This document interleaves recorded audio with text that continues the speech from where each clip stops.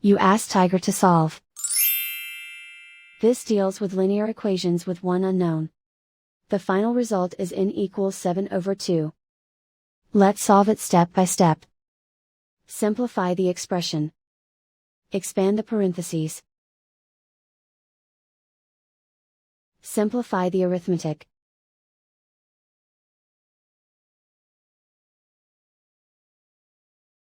Group all constants on the right side of the equation. Subtract 7 from both sides. Simplify the arithmetic.